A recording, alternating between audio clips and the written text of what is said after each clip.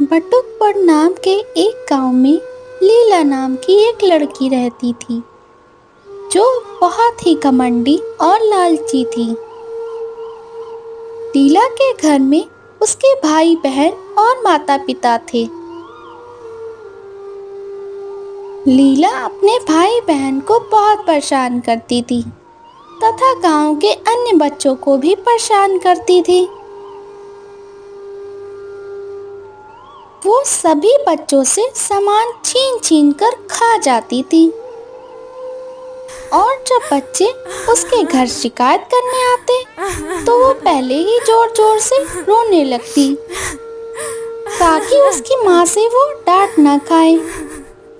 Aunty जी, लीला हम सब बच्चों को परेशान करती है और हमारा सामान छीन छीन कर खा जाती है। अच्छा, अगर वो सामान छीन कर खाती तो रोज रोज रोते हुए आती?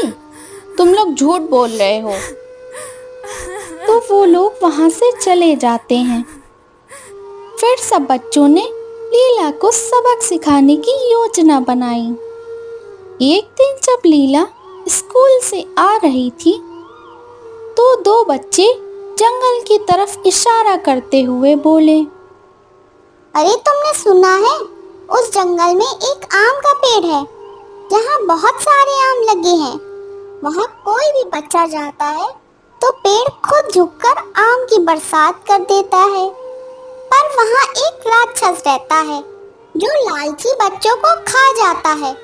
हाँ, मगर जो बच्चा अपने सामान मिल बांट कर खाता है और दूसरों का सामान नहीं छीनता है, वह उस पर प्रसन्न होकर खुद ही आम की बारिश कर देता है।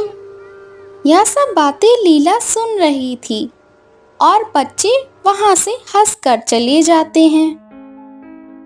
तो लीला उस जंगल में आम खाने की लालच में चली जाती है।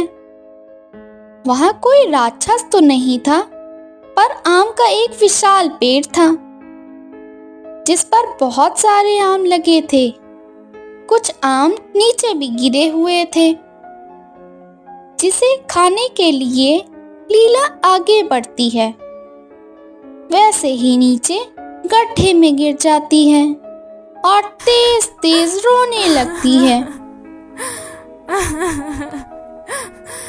तभी एक बच्चा राक्षस की आवाज निकालकर बोलता है, लीला, तुम अब यहाँ से वापस कभी नहीं जा पाओगी। ऐसी ही भूखी पड़ी रहोगी क्योंकि तुम एक बहुत ही लालची लड़की हो जो सब बच्चों से उनका सामान छीन कर खा जाती है। अब तुम जब तक अच्छी बच्ची नहीं बन जाती तब तक यही रहोगी। राक्षस जी, मुझे माफ कर दीजिए। मैं सबसे मिल बांट कर खाऊंगी और दूसरों के सामान नहीं छीनूंगी। और जोर जोर से रोने लगती है। तुम अगर बच्चों से माफी मांग लेती हो और आगे से चीजें मिल बांट कर खाओगी तो तुम्हें यहाँ से जाने दूंगा। हाँ राक्षस जी, मैं मिल बांट कर ही खाऊंगी और अपने दोस्तों से माफी भी मांग लूंगी। तभी गांव के कुछ बच्चे आते हैं और लीला को देखते हैं तो लीला सभी बच्चों से माफी मांगती है। दोस्तों, मुझे माफ कर दो। मैं कभी लालच नहीं करूंगी। सारा सामान आप सबके साथ बांट कर खाऊंगी। तो सभी बच्चे उसे माफ कर देते हैं और गड्ढे से बाहर निकाल देते हैं और उसको घर छोड़ आते हैं। फिर अगले ही दिन से लीला लालच छोड़ देती है और दूसरों बच्चों से अपना खाना मिल बांट कर खाने लगती है।